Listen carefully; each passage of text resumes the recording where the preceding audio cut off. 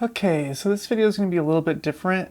It's not going to be a totally scientific video, but I want to talk about tungsten lights. I want to talk about these lights that most productions used before LED lights came out, and why you might want one in your kit in today's filmmaking time. Now you're probably thinking, why would I go using some ancient technology to light my stuff when all these LED lights are readily available to use on set now? Before you start asking yourself that question, let's talk about Roger Deakins for a second. Yeah, I like Roger Deakins. I talk about him probably too much on the channel, but he's such a good reference when it comes to cinematography because he's one of the greatest cinematographers of all time. He's been doing it basically forever. No offense, Roger, but you're old, man. You've been doing it a long time, which means you got lots of wisdom, and I trust what you do. So let's look at a few movies real quick where Roger Deakins actually used tungsten lighting versus LED lighting for his shots. Actually, still to this day, Roger Deakins is using tungsten or HMI lighting, but that will save HMI lighting for a totally separate video. Today we're talking about tungsten lighting. I mean, Blade Runner 2049, Sicario, Prisoners, basically any movie he's shot ever, he's probably used a tungsten unit on set at some point. Now, just because Roger Deakins uses a light doesn't mean that you need to use a light as well. But what I wanted to do was test out the differences between the light. Now, like I said, this isn't scientific. I don't even have a color meter or a light meter. What I just want to see is how this practically looks on camera. If I'm taking an LED light and comparing it to a tungsten light side by side, is there a difference? Now, my gut is saying that because a tungsten light, because the natural light coming from that bulb fills up a broader color spectrum, I had a feeling that we were going to get much different results between the LED lights and the tungsten lights. But after some exploring, I found some really interesting things between the two. But first, let's talk a little bit about tungsten lighting. Tungsten lighting is just an incandescent bulb. It's basically all it means is that it's light produced by heat versus the LED bulbs that are just, electric lights, which I suppose they're all electric lights, aren't they? That's a dumb thing to say. So, your standard kind of like a light bulb that has a filament in it, and that produces light from the heat versus these little LED lights. Like, for instance, in this video, I'm going to be using the aperture lights. I'm going to be using the aperture 200X, which is a bicolor LED light. But all that means is that it's switching to more tungsten balanced LED lights when it's producing its light versus using a daylight balanced light. It can just go back and forth. So I'm going to be keeping it on the 3200 Kelvin setting for this entire video because that's what a tungsten white balance is supposed to be, around 3200 Kelvin. And then I'll be using Mole Richardson 1000 watt Mole-Par lights. They're called Mole-Pars, Mole Richardson par light being the type of lens that it uses to project the light. A little bit different than your common tungsten light, which would have a Fresnel lens on the front of it most commonly.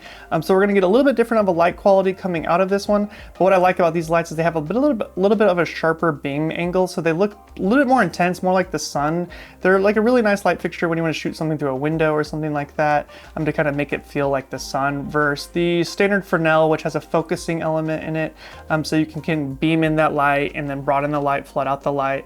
This one does not have that feature, but we're going to be using this as our control unit for the rest of the tests. And it turns out when I did compare this immediately with the aperture light, and I put on the reflector can situation that goes on the front of the aperture light, they have a pretty similar spread when it comes to the light. I did find that the aperture light was a little bit softer, a little bit probably of a smoother gradation, whereas the Mole-Par has a little bit more of a spottier focus to it, which helps the intensity. So I did also find out based on these tests that the tungsten light was maybe a stop brighter in most scenarios than the LED light, but the LED light was basically keeping up the whole time, which really surprised me. A 1000 watt tungsten light I assume would be brighter than the 200X at full power. But it turns out one stop difference, not that bad, not practically noticeable really. So you'll probably see that in some scenarios. I didn't change the exposure at all. In some scenarios I upped the ISO a little bit on the aperture setup just to kind of get those exposures to match. So another thing about tungsten light, so it's a 1000 watt light, so it's going to draw 1000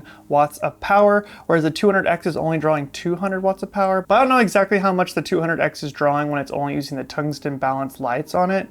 So that's I don't really know what that is, but it doesn't really matter. The output is about the same for these tests. So keep that in mind when you're drawing 1000 watts of power from like a home circuit like I am. If you just plug 2 of these 1000 watt lights in, you're most likely going to blow a 20 amp circuit in your house.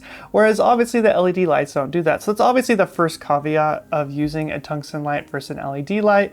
And also they're made out of metal, they get really hot, and they have regular bulbs in them that can break. There's a lot of reasons not to use a tungsten light, but what we're talking about today is the quality of the light and why you might want to use them for quality purposes and less about the practicalities of them. Because a lot of times, you know, if you just want better quality, sometimes you have to deal with stuff like that. Another thing to know, I will put some links in the description if you want to buy a couple of these lights. You know, they're for sale on eBay and stuff like that. You can actually buy one new as well. They're a lot more money than LED lights new, but on eBay a used one is like very, very inexpensive, even cheaper than the Aperture LED light that I'm comparing it to. So for the first test, all I did was take both units, I put them on the exact same light stand or right next to each other, and I bounced them off my wall, my white wall behind me here, and I had them hit my face just to kind of see if I could just quickly spot a difference between the color in my skin. Now for most of this, I'm going to be talking about my skin tones. Obviously, it's going to create different color casts everywhere, but skin tones is really where you're going to be able to quickly see a spectrum difference in the color. I also used a color chart on some of the stuff, which I didn't really notice much of a difference on the color chart. Mostly just in my skin is where I could really spot the differences. And sometimes when I was doing things on this white wall here, I could also spot some differences. Am I out of focus right here? This is mostly where I've been talking.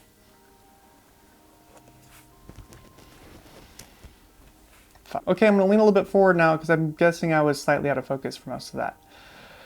Oh, you know, not using autofocus for a YouTube video, not always the smartest thing, but that'll be changing soon because I just purchased a red Komodo and that will be here in just a couple of days, and I will have autofocus back in my life, if it works right. But like I was saying, on the skin, you're really gonna be able to see the difference on the gradation of colors. So yeah, I bounced it off the wall here. It's a white wall. That's obviously going to make the light softer, as well as kind of change the quality a little bit because I am bouncing it, but I just wanted to look at the colors really quick. And as you can see here, there's not a major difference on this shot. I found there to be a little bit of a different tonality with the LED versus the tungsten, but nothing that noticeable.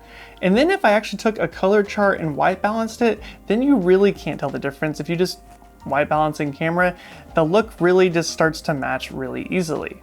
But I knew when I was looking at this that the quality of light would change a lot when I bounced it off the wall, so then I decided to do a different setup where I basically used the light as a backlight and then I had it bouncing off of a card in front of me. That was just kind of as a reference point of how it might look on my skin in a practical scenario. You know, with how these lights are designed, with the reflectors and the lenses on them, they're designed to really have like a very specific spread of light, and I've always feel like that spread of light on both these units looks really nice as kind of like a big, nice sunlight backlight kind of situation. So that's why I just put it in this scenario, just to see what it would look like. And you can tell by this bounce here, obviously there's a little bit of a sharper beam angle on the Molpar, so on the tungsten light. So it's a little bit harsher on my face, but I bounced off this white card and just was kind of playing with it in front of my face. And when you're doing this, once again, there's just a little bit of a shift in color. Obviously one's softer than the other one, but you can tell the difference a little bit here. I really was surprised how little of difference there was. There's definitely is a difference, but it's way less than I expected. So I wanted to see what the light would look like in a more practical scenario, so I kind of created a little scene inspired by Roger Deakins, of course. But before we get into that scene, I want to talk about today's sponsor, which is Squarespace. Squarespace is an all-in-one platform to present your work online. As creatives, we all need a place to host our work, and I've been using Squarespace to show off my videos for the better part of a decade now. I started with one of their pre-existing website templates and then modified it to my liking. I changed my background to black to make sure my videos really popped on the website and were just viewed in the best format. And then I'm able to just embed videos from YouTube or Vimeo right into the site. Squarespace also reformats your website for mobile automatically, so you don't have to worry about things getting out of place on a phone. So if you're anything like me and need to present yourself online, you can just do that with Squarespace. Click the link in the description to get 10% off, and I want to thank Squarespace for sponsoring this video. Okay, so we're gonna do a little comparison here. This is a shot just very loosely inspired by a shot that Roger Deakins did in the movie No Country for Old Men. There's a couple on a couch, they're up against a wall. And from what I could tell from that shot, the reason I want to use this as a reference, I want to use a Roger Deakins shot as a reference because he uses tungsten lights a lot in his filmmaking and his cinematography. There's probably a reason for that, and that's what we're going to try to see here. You know, so if I had to guess Roger Deakins' style, he probably did some sort of cove lighting is what he calls it, where he does a kind of wrap lighting, where he uses multiple sources to wrap the light around the subject. Guessing he did that something like that here. He definitely uses tungsten lights, like you can just tell because he always uses tungsten lights on interiors. There's probably a reason for that. It's probably has something to do with the clean skin tones, but we're gonna try to like compare that right now. So what I've done is I've done a quick lighting setup here. I don't have it exactly like the shot. This is just very loose. Over on the side here, they had like another lamp. I don't have another tungsten light to use, so I've only got the two, so we had to use that for this other wrap here. So I do have some negative fill here to make sure there's not too much bounce. We get a little bit of shape. I've got one Mole Richardson Molpar 1000 watt, you know, so it's a 1K tungsten light here. I've got some barn doors on it to control it and bouncing it off the wall. I'm using that as my main bounce source there. I've got it kind of focused in with the barn doors there. And then I have another one, just open face over here, bouncing off of some ultra bounce, just kind of pointing up on the ground. He kind of does that a lot with his cove lighting. He actually takes his bounces and he puts them low on the ground and kind of points them up, which is interesting that he does that. Commonly, I do the exact opposite. I always point things down. It just makes it more flattering, but I really like how his stuff looks, so that's what we're doing here. So it kind of wraps it around. But really the whole purpose of this is to kind of just get a reference shot for us that we can use, and we're gonna swap out these tungsten lights and put in some LED lights that are set to 3200 Kelvin 2, which is what tungsten lights should be, and we'll see how they compare. Okay, so this should look pretty similar from just a lighting standpoint. Not exactly the same. What I've done is I've taken the Amaran 200X made by Aperture, which with my previous comparisons looks quite a bit the same. You know, it looks a lot like the Molpars when comparing them from an LED to a tungsten light. As long as you have the reflector on the Amaran, it kind of has a similar vibe and look. So I have that bouncing off the wall, just like I had the tungsten doing. And then over here, I've got the Aperture Nova 300, and I've got that set to the 3200 Kelvin tungsten setting, as well as the Amaran 200, that's also at 3200 Kelvin. These are made by the same company. They probably have similar standards when it comes to 3200 Kelvin, so I thought I would use those because they're from the same company. I have that bouncing off the Ultra Bounce, just like the last shot. All right, so now let's take this in the computer, take this shot. Here, let me just recreate the shot real quick. I'll take another sip. And let's see what it looks like when we get in the computer. Look at the skin tones, look at the colors, compare, like, is it washing out more with the tungsten? Because it seems that, I mean, with the LED, it seems that it washes out more with the LED. It seems like there's more like a tint to it, right? Like there's something like, it's trying to color the light versus the light just being a natural color on its own.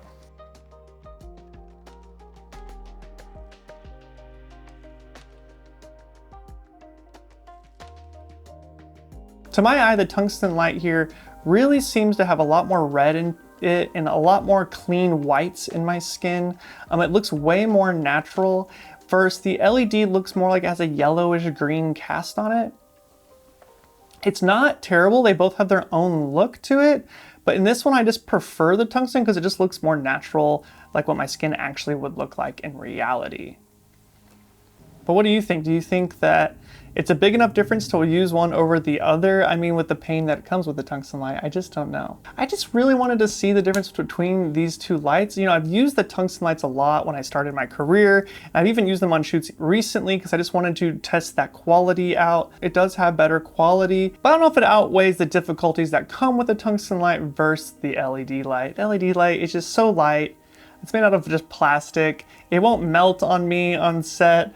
I can change the color temperature whenever I want. I can dim it on its own unit. Of course, you can dim a tungsten light, and you will get a different color temperature out of a tungsten light when you dim it, which is something that Roger Deakins does a lot. It gives it more of an orangey red hue to it. Looks really nice. I did not have the correct dimmer for my tungsten light to try that out today, but that's something to consider in the future as well. If Roger Deakins does it, maybe we should do it too. So let me know in the comments below what you think about the two lights, and would you consider having one of these in your kit? I think it's nice to know what they can do in case you want to use them. You know, different tools for different situations. If you're looking for something that's really clean, really accurate, maybe you want to shoot it on Alexa and then use a tungsten light. First, right now I'm using the Blackmagic Pocket 6K. And I'm using an LED light as my key light, but then I've got the tungsten light on the background. Not much of a difference here, you know, looking at this one, it looks pretty accurate. So yeah, until next time guys, I'm Sensor Sakurai. See ya. Hey, like this video if you thought it was helpful, and subscribe to the channel if you haven't already. That's like really helpful, you know, for me in making more content like this on YouTube.